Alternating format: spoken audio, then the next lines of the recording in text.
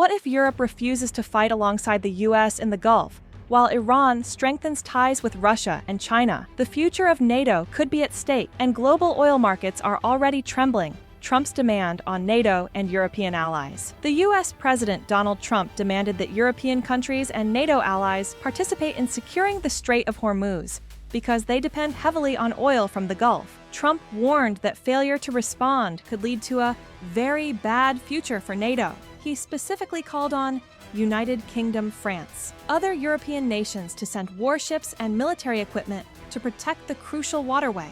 Widespread European refusal. Several European countries refused to join the military operations. Officials stated, the war against Iran is not a NATO war. NATO is primarily a defensive alliance to protect the territories of its members.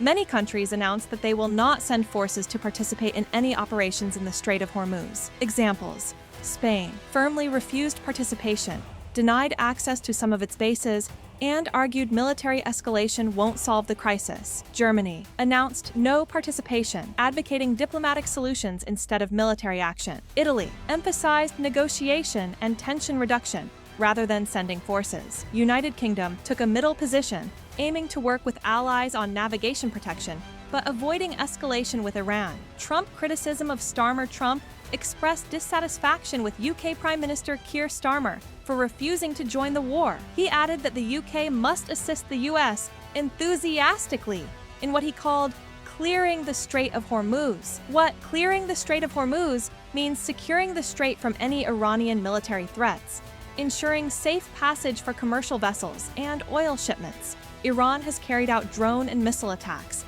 partially controlling navigation. Trump's approach, sending U.S. warships, submarines, and aircraft carriers to assert maritime control and eliminate threats. Why enthusiastically? Trump wants full commitment from allies, not just token support.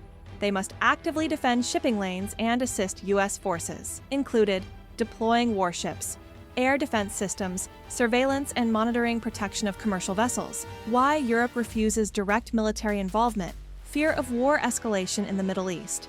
Risk to European interests and assets in the region. Possible attacks on European ships or bases.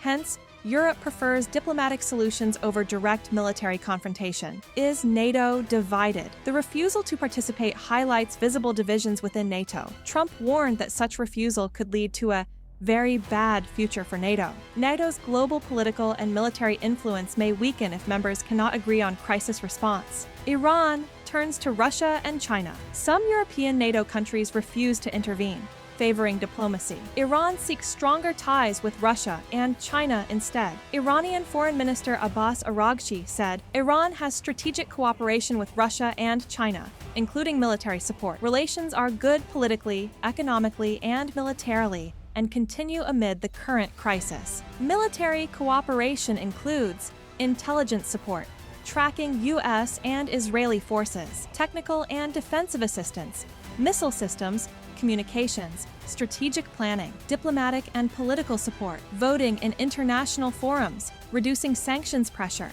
indirect training, advising and sharing military experience to strengthen Iranian forces. NATO faces a crisis of unity. Europe hesitates to join military operations. Iran strengthens ties with Russia and China, gaining strategic advantages. The Gulf remains a flashpoint with global economic and political implications. Do you think NATO should intervene in the Strait of Hormuz, or should Europe stay out of Iran's conflict and focus on diplomacy? Comment below.